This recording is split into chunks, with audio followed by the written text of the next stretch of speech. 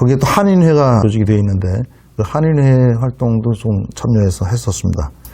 그러다 보니까 나중에는 평통이라는 게 있죠. 평통. 해외에도 평통 자문위원이 있더라고요. 평통 자문위원도 해봤습니다. 예. 그리고 뭐 한인들 신자들로만 구성된 한인 사목회가 있었는데 그 연길 본당에 많을 때는 한 50명까지 됐었습니다. 물론 한인 사목회 지원을 많이 했었습니다.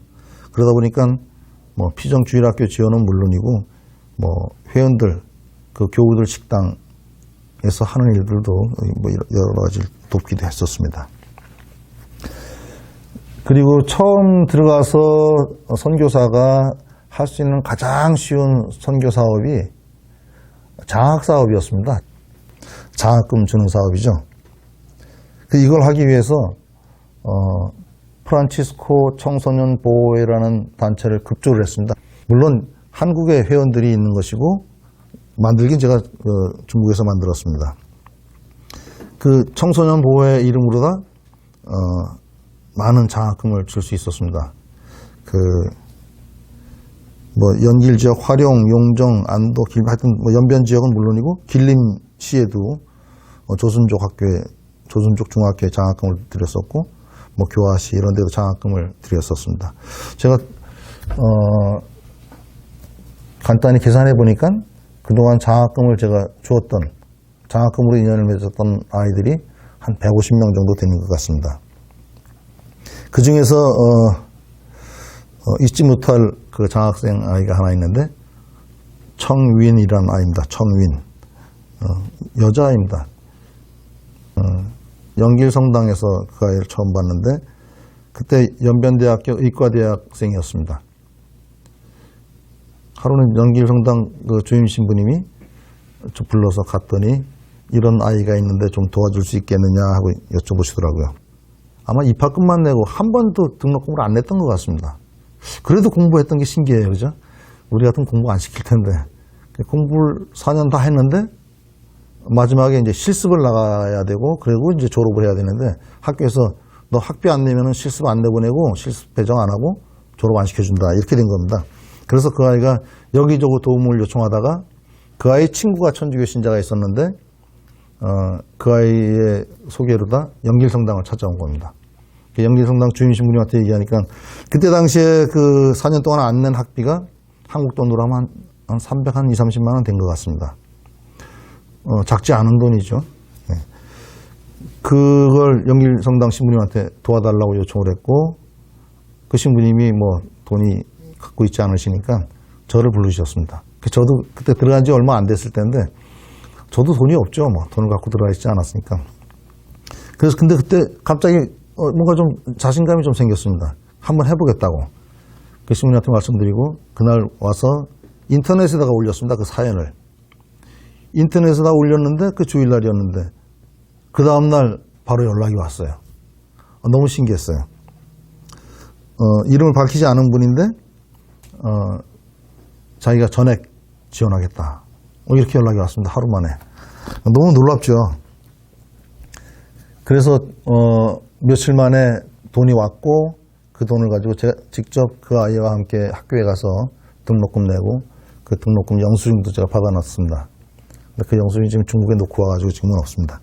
하여튼 그렇게 해서 그 아이가 졸업할 수 있었습니다.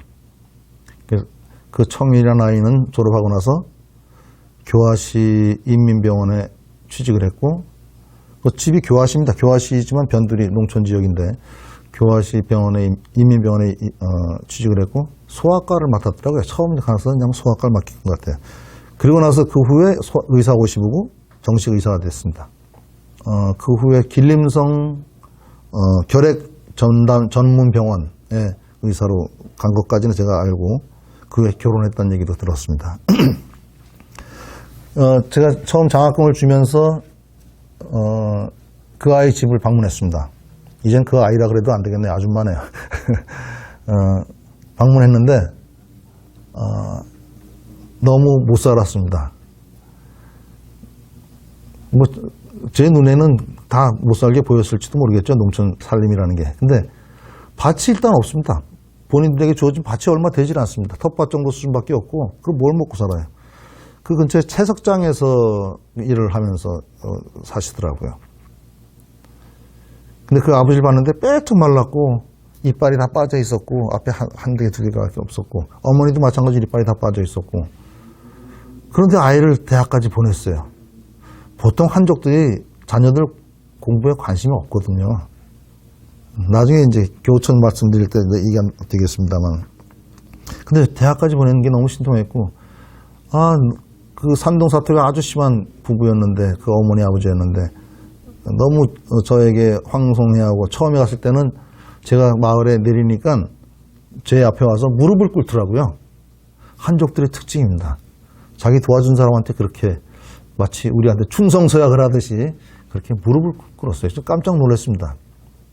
그 잡아 이렇게 세우기도 했는데 어쨌든 그 집에서 아주 극진한 대접을 받고 일부러 거기서 그 집에서 자기도 했습니다. 집이 뭐 방 하나 있고 가운데 부엌입니다. 부엌은 새카맣습니다. 얼마나 나무 그림에 끌렸는지 방 두 개 중에 하나는 방으로 쓰고 하나는 뭐 창고 이렇게 곡간같이 이렇게 쓰고 계셨습니다. 손님이 왔다고 이 곡간 같은 방을 갖다 치워가지고 거기서 하루 자고 왔었습니다. 뭐 하루 극진한 대접을 받았죠.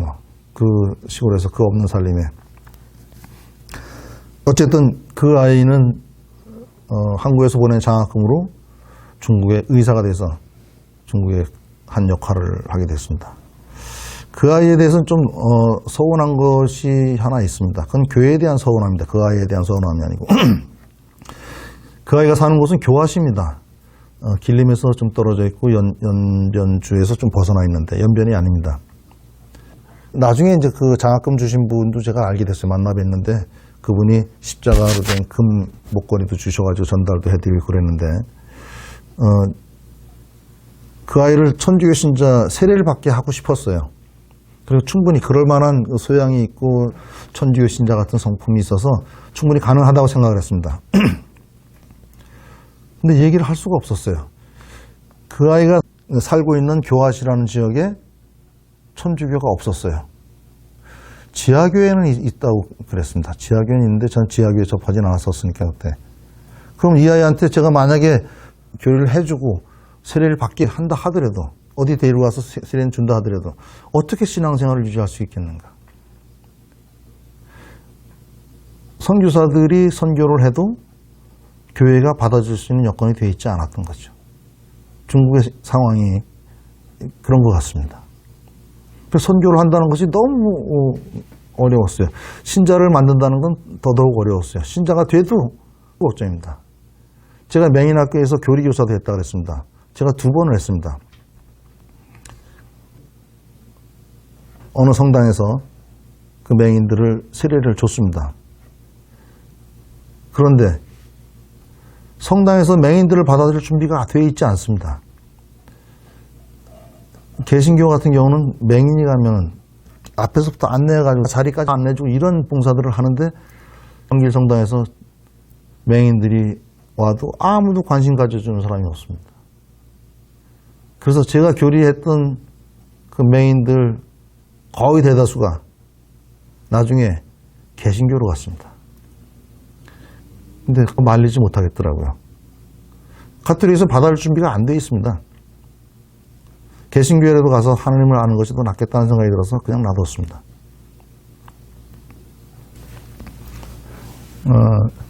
연길에 살면서 그 한인들 중심으로 물론 만나보고 인간관계를 가졌고 그 다음에 장학사업을 했다고 말씀을 드렸습니다. 연변주의 특징이 우리 교회에서 볼 때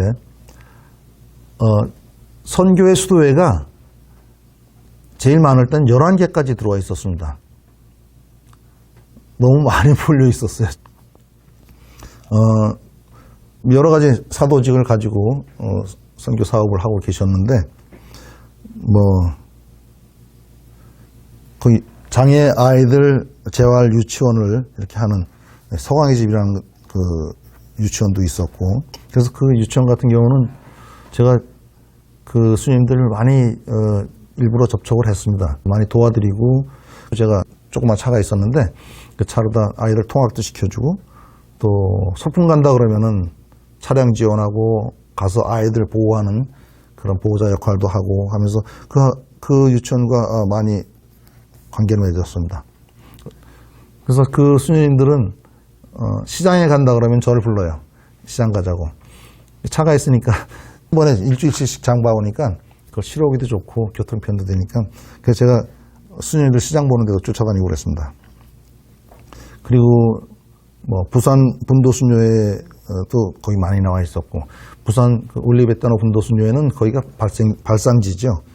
거기에 여러분 계셨는데 거기에는 제가 많이 도와드리지는 못했습니다. 거기는 워낙 그 연길 수녀원을 따로 만드는 그런 상황이었기 때문에 현지 중국인들로 그래서 거기는 스스로 많은 일들을 다 하실 수 있는 곳이었습니다. 천주의 성요한 수도회에서 거기에 요한병원이라고 호스피스 병원을 만들었습니다. 거기 치매센터가 있는데 그 치매센터에서 뭐 음악 연주도 하고 뭐 그랬었습니다. 그다음에 순교복자 수녀회도 있었는데 거기도 뭐 차량 지원 주로 제가 차량이 있으니까 콜택시입니다. 콜택시.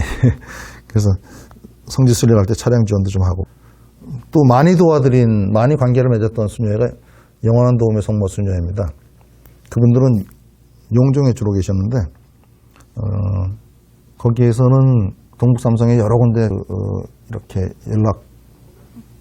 연락처들을 갖고 계셔서 곳곳에 다니시면서 성소자 모임도 하고 그랬습니다. 그래서 그때 제가 따라다니면서 보호자 겸 차량 지원도 하고 피정 지원도 하고 그랬습니다. 뭐 한번 차량 지원 나가는데 차량이 조그만 차입니다. 그 아시는지 모르겠습니다만 여기 다마스라는 차 있죠. 아주 소형차. 그 차를 가지고 있었습니다. 그래서 거기다 짐도 싣고 사람도 싣고 그 조그만 차 가지고 산길, 험한 길 10시간, 12시간씩 다니면서 그 수녀회를 지원을 했었습니다. 이렇게 해서 하여튼 연길에 있는 연변에 있는 11개 선교 수도회들을 이것저것 관계를 맺으면서 제가 느낀 것이 하나 있었습니다. 대체로 선교를 나간다 그러면 2명 내지 3명이 나오시는데 그분들이 일을 하다가 조금 일손이 부족한 것들이 있어요. 그럴 경우에 이제 주로 저를 이제 부르셨어요. 그래서 조금씩 도와드리기도 하고 뭐 그랬는데 그러면서 곰곰 생각해 보니까 그 조금 부족한 일손 때문에 한국에 한 사람의 선교사를 더 파견해달라고 요청하기에는 너무 어려운 것이죠. 선교사 1명 수도회에서 보내는 게 쉽지 않잖아요. 근데 이렇게 수도회마다 조그만 일들이 많이 있더라고요. 작은 일들이. 거기서 차관이 했죠. 아, 이거 평신도 선교사가 할 일이구나. 평신도 선교사가 거기 있다면은 이 수도의 조그만 일, 저 수도의 조그만 일, 이런 것들을 다 모아서 이 짜투리 일들을 다 모으면은 충분히 한 사람의 일이 되겠다는 생각이 들었습니다. 그래서 아무것도 안 하고 평신도 선교가 들어와서 각 수도의 조그만 일들을 뒤치다거리만 해드려도 충분히 평신도 선교사로서 할 몫이 된다는 그런 생각이 들었습니다. 좀 모양은 뭐 그렇게 좋아 보이진 않지만 어쨌든 각 수도회를 도와드리는 뭐 협력자라 그럴까요? 이런 역할도 평신도 선교사 할 수 있겠다는 생각이 들었습니다. 그림은 6번까지 차례대로 좀 넘겨주세요. 1번에 보이는 이 사진은요, 운남성에 있는 딸이라는 지역의 딸이 본당입니다. 중국식으로 멋있게 졌죠. 이 딸이는 아주 옛날 건물들이 많이 남아있는 아주 관광지로도 유명한 곳입니다. 다음 사진 넘겨주시겠어요? 예. 이건 중국 현황이고요. 지금 보시는 것처럼 길림성은 저 꼭대기 함경북도 저쪽에 붙어있는 파란색, 보라색 같이 보이는 그것이 길림성입니다. 이쪽이 길림성 지도고요. 이 길림성에서 요만큼이 연변조선족 자치주입니다. 지금 여기는 러시아 땅입니다. 여기는 북한이고요. 여기 백두산이고요. 예. 또 넘겨주시겠습니까? 예. 옛날에 제가 다닐 때 연변대학 정문 모습입니다. 지금은 정문을 다시 만들었습니다. 이거는 2006년도 정도의 그 연길시 모습인데요. 이 작은 아파트들, 이렇게 많이 있고, 어떤 아파트들은 아파트에서 연탄을 뗐습니다. 석탄을 뗐습니다. 석탄. 그래서 연결실에 그냥 겨울 되면은 석탄 연기가 뽀해서 호흡기 나쁜 사람들이 아주 불편합니다. 예, 또 넘겨주시겠어요?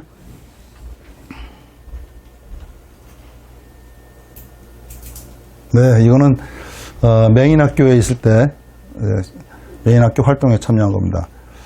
그 제일 왼쪽 조그만 사진은 그 맹인들과 그 만천성 유람을 간 사진입니다.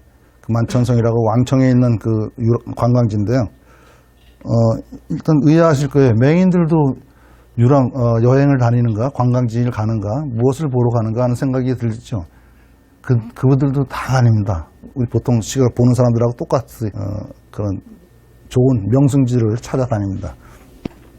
그리고 아래는 탁구대회입니다. 맹인절 경축 탁구대회인데 맹인들도 탁구를 합니다.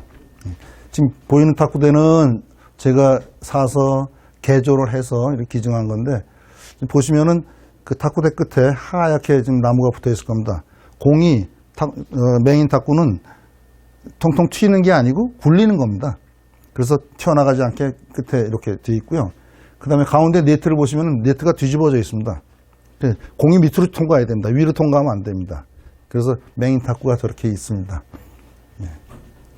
또 넘겨주시겠어요? 예, 요거는 장학사업과 관련된 건데요. 이 아줌마가 청일이라는 아이입니다. 그때 아이를 낳았을 때 집에 방문해서 찍은 사진입니다. 사진에서는 명확하게 좀 보기 힘듭니다만은 좀 흐려서 어떠실지 모르겠는데, 이게, 그 집에 그 유일하게 방 한 칸 쓰는데 그 방입니다. 그 다 저쪽 방은 더 형편없습니다. 밑에 사진은 그 화룡시 용해촌 용해소학교입니다. 요거는 6학년 전교생 다 같이 찍은 사진입니다. 근데 이건 시기가 다른 시기라서 저건 가을운동회 하는 사진입니다. 지금 학생들이 저 아이들 지금 앞에 보이는 아이들 말고 몇 명밖에 없습니다. 마지막에는 10명 정도 남았었습니다. 그래서 이 학교 제가 처음 가서부터 폐교할 때까지 장학금을 계속 줬었습니다. 예. 예, 이거는, 오른쪽 사진은 그 영어 캠프, 중국 아이들 대상으로 영어 캠프를 했는데 제가 한 게 아니고 그 메리노르의 임덕 신부님하고 순교 복자 수녀의 세실리아 수녀님이 주동이 돼서 하신 건데 제가 지원을 했었습니다. 그 다음에 이건 한인의 활동, 한인 신자들 피정 활동 이런 데 참여해서 음악 지원하고 그랬었습니다. 제가 11개 수도회가 들어와 있었다는 말씀까지 드렸고, 그래서 평신도 선교사가 필요하다. 많은 수도회들 사이에서 그 짜투리 일들 때문에 평신도 선교사가 필요하다는 말씀을 드렸습니다. 제가 교촌 얘기를 또 드릴 건데, 제가 처음 가자마자 7분의 신부님이 사제석품식을 하셨는데 그분들 따라서 그분들 사제석품식에 제가 참석을 했습니다. 그분들이 사제석품식을 장춘이나 길림에서 한 게 아니고 시골의 조그만 교촌에서 했습니다. 그게 자투어즈였습니다. 자투어즈에 대해서는 뒤에 조금 더 말씀을 드리겠고요. 근데 그 자투어즈에서 했는데 그때 처음 사제석품에서 알게 된 7분 신부님 중에서 3분하고 제가 떠나기 전까지 계속 교류를 갖고 친하게 지냈습니다. 그래서 그분들 본당에 여름이 되면은, 여름방학 때 되면은 제가 방문을 해서 한국식으로 얘기하면 여름신앙학교죠. 아이들 대상으로 함께 놀고 공부도 하고 노래도 부르고 그랬었습니다. 그럴 때면은 이제 한국에서 그 여름 티셔츠, 한국식입니다 완전히. 그 여름 티셔츠를 좀 만들어 달라고, 신학교 티셔츠를 만들어 달라 해서 그것을 지원받아서 그걸 나눠주고 하면 아이들이 너무 좋아합니다. 그것을 입고서. 예. 그래서 여름 신학교도 많이 했었고, 그 다음에 교촌 방문할 때면 또 재활용 의류들을 많이 가져왔습니다. 그래서 재활용 의류를 나눠주기도 하고, 그 다음에 길림교구에 신학교가 있습니다. 길림 신철학원이라고 있는데 제가 거기서 1년 동안 한국어를 가르쳤었습니다. 제가 그때 한국어 가르칠 때 화령에 거주하고 있을 때입니다. 화령에서 연길 나와서 연길에서 다시 길림까지 가려면 최소한도 5시간 이상 걸립니다. 그래서 매주 한 번씩 이렇게 길림에 한국어 강의하러 갔는데 그 길림신학교에 스페인어 반하고 한국어 반이 만들어졌습니다. 그래서 한국어 반을 제가 맡아서 했는데 학생들이 4명, 5명밖에 되지 않습니다. 근데 그걸 강의하기 위해서 일주일에 한 번씩 2시간 강의하러 갔었는데 처음에는 재밌게 갔죠. 근데 나중에 되니까 고속버스에 앉아있는 게 무릎이 쑤셔가지고요.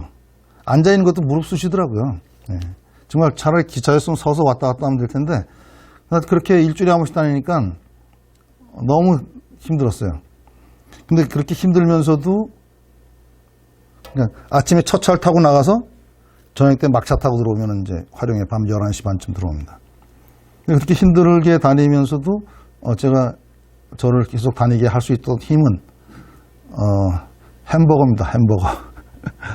그때 당시에 연길이 제일 큰 도시인데 그 옆면에서 연길에도 KFC가 들어와 있지 않을 때인데 길림에는 있었어요. 근데 제가 길림에 딱 내리면은 꼭 점심시간입니다. 그래서 점심 먹고 들어가야지 신학교에 피해가 안 돼서 점심 먹고 들어갔는데 그 햄버거를 거기서 먹게 되니까 너무 좋은 거예요. 햄버거에다 콜라 먹는 게 너무 좋았어요. 그래서 힘들면은 야 햄버거 먹으러 안 가? 그런 마음으로 1년 동안 2학기죠. 매주일 한 번씩 강의를 다녔었습니다. 그리고 제가 힘들면서도 1년 동안 꾸준히 다녔던 이유는 또 한 가지가 있습니다. 그 자리를 누군가가 또 맡아야 되는데 근데 전 우연히도 제가 신학교 원장 신부님하고 좀 잘 알아서 제가 처음에 맡긴 했지만 그것도 다른 분이 안 맡는다 그래서 제가 맡은 겁니다. 가까운 장춘에 계신 분들이 맡았으면 좋았을 텐데 그래서 제가 저한테 제안이 왔길래 전 멀어도 제일 멀죠. 제일 먼데도 제가 자원했습니다. 그 반이 없어지지 말아야겠다는 생각 때문에 그래서 나중에 제가 1년 하고 나서 제 후임으로다 수도의 신부님이 들어오셔서 맡았었고 그 뒤에 또 수녀님이 또 한 분 맡으셨었고 이렇게 해서 몇 년 동안 이어졌었습니다.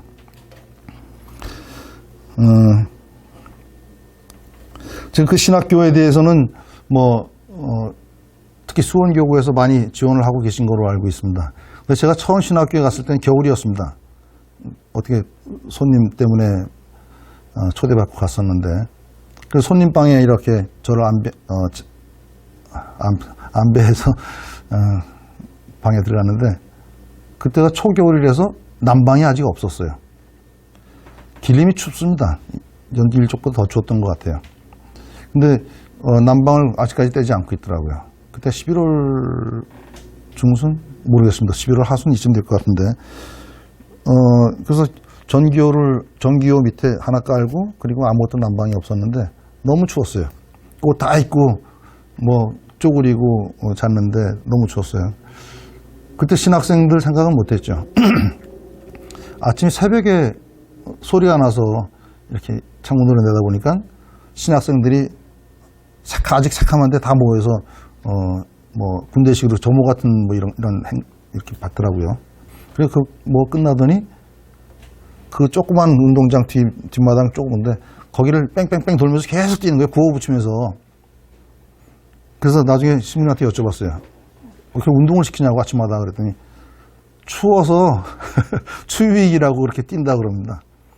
그 얘기를 듣고 나서 또 인터넷으로 또 한국에다 호소를 했죠. 난방비 없어서 이렇게 춥게 지낸다 신학생들이. 그랬더니 또 후원금들 많이 보내주셔서 이렇게 난방비를 후원해드린 적도 있었습니다. 제가 거기 있으면서 또 가장 멀리 제가 다녔던 곳은 할빈입니다. 연길에서 할빈까지 기차로 다 한 10시간에서 11시간 정도 걸립니다.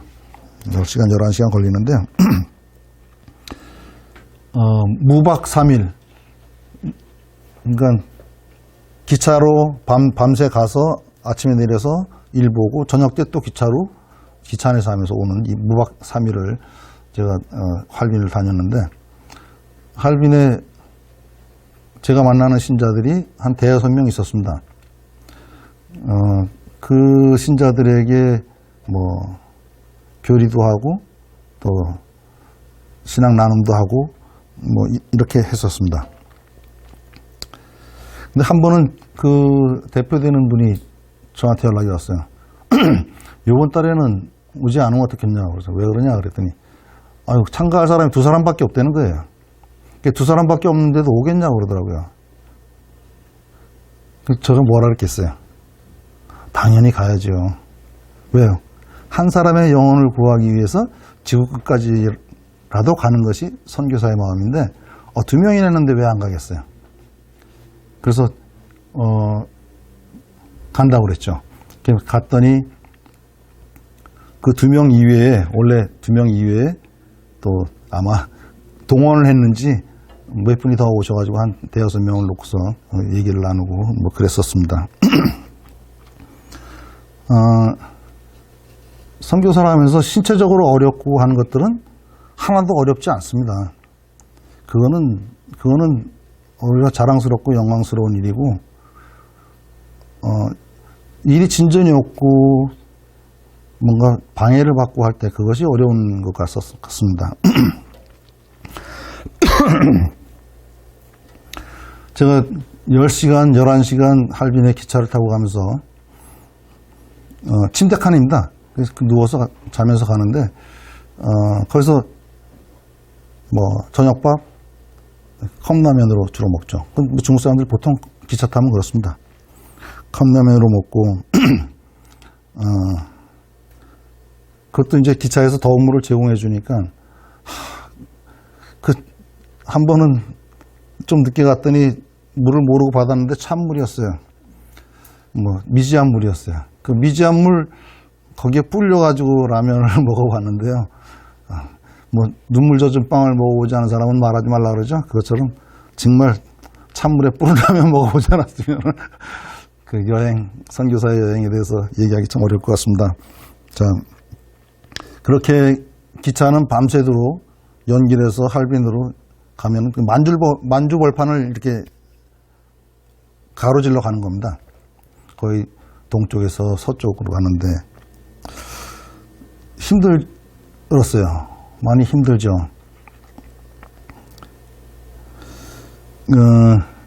기차 타고 가면서 창밖으로 보면은 뭐 다 새카맣고 밤이니까 뭐 볼 건 없는데, 어느 날은 이렇게 창밖으로 보니까 달이 둥 떠 있었어요.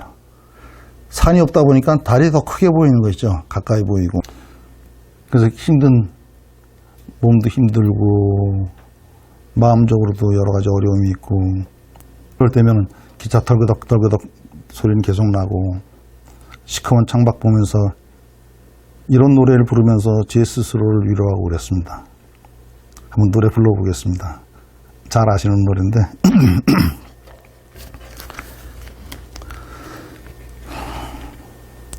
저 멀리 배는 나의 시온성, 오 거룩한 곳 아버지지. 내 사모하는 집에 가고자 한 밤을 세웠네.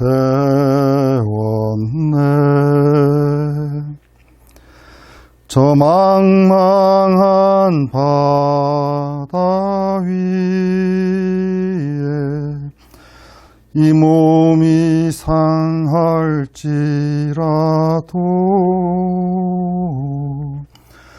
오늘은 이곳 내일은 저곳 주 복음 전하리. 아득한 나의 갈 길 가고 저 동산에서 편히 쉴 때 내 고생하는 모든 일들을 주께서 나시리. 빈들이나 사막에서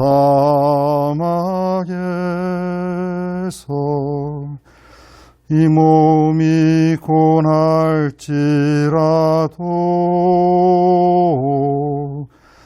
오 내 주 예수 날 사랑하사 늘 지켜주시리.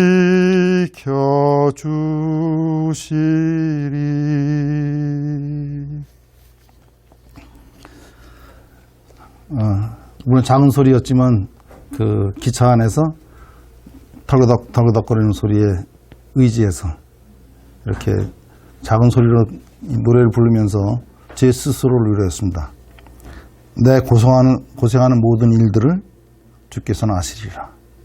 주님이 알아주시면 뭔들 못하겠습니까? 그래서 긴 기차 여행을 하면서도 힘든 걸 마다하고 다닐 수 있었습니다.